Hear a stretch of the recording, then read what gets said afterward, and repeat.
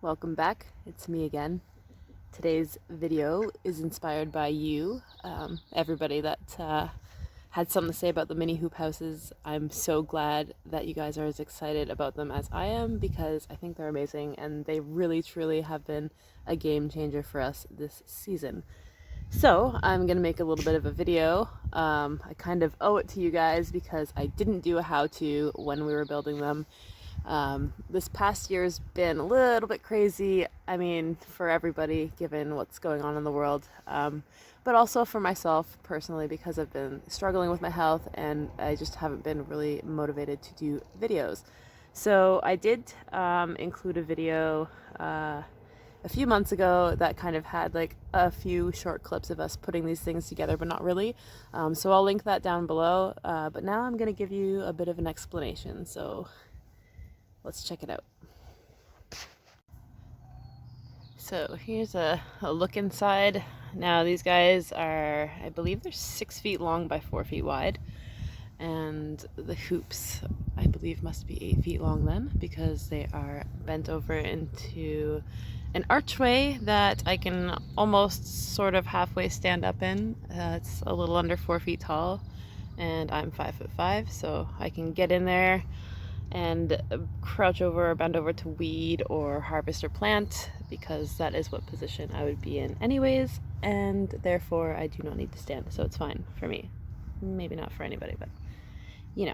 So we have some plywood, some polyplastic, staples all around, just the metal strapping here, some screws, and our PVC pipes, and then of course our wood frames, and these are recycled 2x6s, and this is recycled plywood, and this is recycled polyplastic. We are lucky enough to work in construction, so a lot of the times we will get these scraps for free, or we will trade eggs or produce or whatever we have to get piles of scraps. And that's what we use to build these things. So first we built these wooden frames, and they're just cut and screwed together, you know, nothing too crazy. And then next we attached the hoops. So if we go inside here, you can kind of see what we did here. So if I was to dig down, then you would see that it goes quite a ways down. This is a 2x6 lumber. So the PVC pipe goes all the way down to the bottom of the wooden frame, and we've strapped it twice to keep it sturdy. Here we go. Okay, and so we've attached those, and they're quite rigid with that double all around. It keeps them nice and straight. And then the ends, we actually, that's a great cut there. We traced these for each individual hoop house because they were all slightly different shape. They are recycled pieces of PVC, so they're not all exactly the same. So we had to do each one individually. And then you can see those blocks behind the doors so that they don't fall in when they're on. Now I can back myself out of here. Whoop. There we go. And then these are the doors. So we had to buy these parts, those little eye hooks. And then the doors just easily lift on and into place. And then we can lock those up with the eye hooks there. And that's really simple. And here we go. And that's that.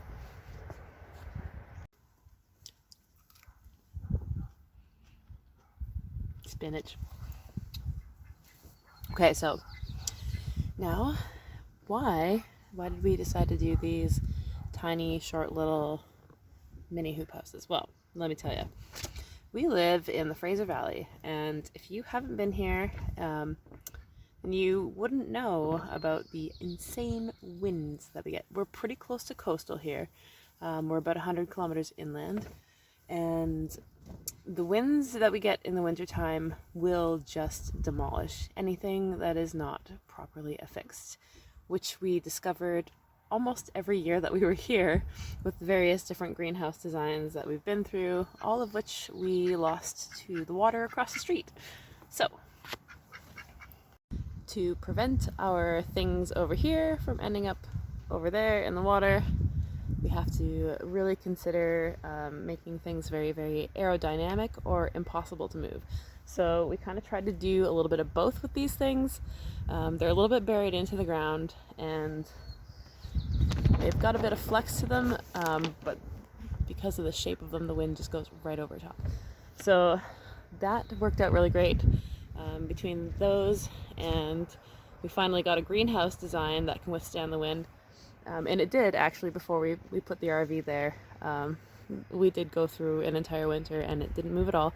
So we finally figured out a design that can withstand our ridiculous winds, and for both the greenhouse and the hoop houses. So we're totally excited about that. Oh yeah, I gotta finish telling you how.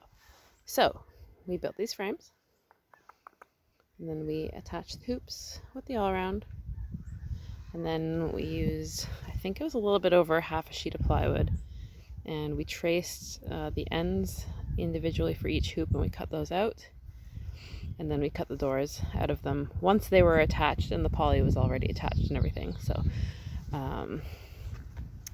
the pieces of plywood are attached to the ends with some poly that goes around on the inside and just attaches there, and then the poly was stretched over and stapled. And I mean, usually, you know, if you have tunnels, you want to keep the poly so that you can take it off, but here, just because of the wind, it makes a lot more sense for us to make fully enclosed units like these.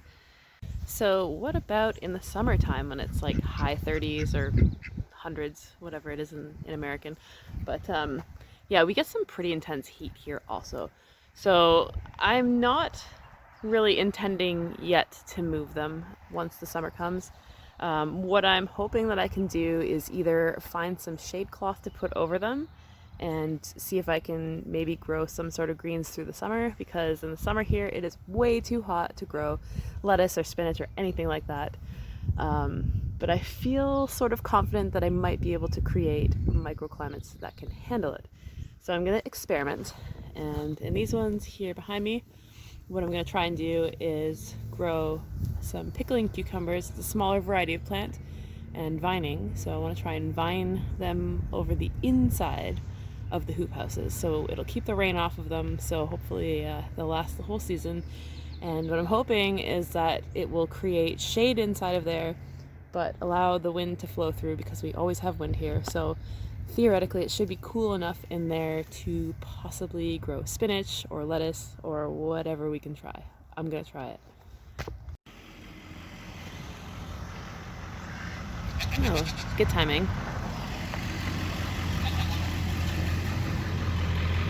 Them's the beets. And look at our other side is sprouting. Sweet. So we have the two crops about 3.5 weeks apart, so I don't get overwhelmed trying to process them this time. Okay, I just want to show you guys the prototype first. It's hiding in the back corner because we are ashamed of it. Not really, but it's kind of ugly. So this was the first one that we built. Really? Oh!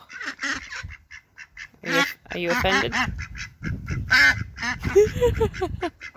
Well, I'm so sorry, Batman.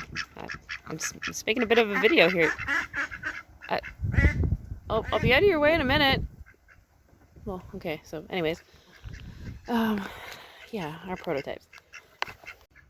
So at first, well, we didn't have any plywood when we were doing the first one, but we wanted to try covering a tunnel anyways. So we just kind of put poly over and taped the one end shut. And I guess we were thinking we were gonna pop a vent back there. That's really awful looking, isn't it? But then after we had the poly on this one, we found a sheet of plywood, and we discovered that it would actually just be easier to make doors on the ends. So we do have a door on the other end of this one, and ugly tuck tape on the back, but we just need one more piece of plywood. So when it's not like $100 a sheet, we'll probably finish this. So it has actually been really hard to source used materials now, since, you know, everything that's happening right now, and the prices of materials are gone through the roof. So unfortunately, our regular method of just kind of scooping up leftovers isn't really a thing right now. But I was planning on maybe trying to use some pallet wood and, you know, kind of making just like a panel out of pallet wood and maybe cutting that for an end. And maybe that's what I'll use going forward if we make any more of these things. We even have handles on this one.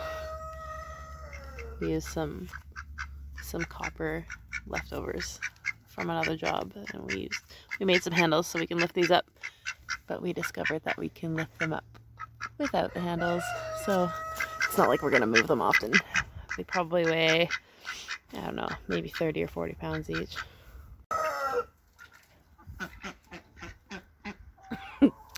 Well, that's about it for today's video. I just wanted to show you guys the hoop houses. Maybe next time I'll do the greenhouse. Thank you guys so much for watching, and I'll catch you next time.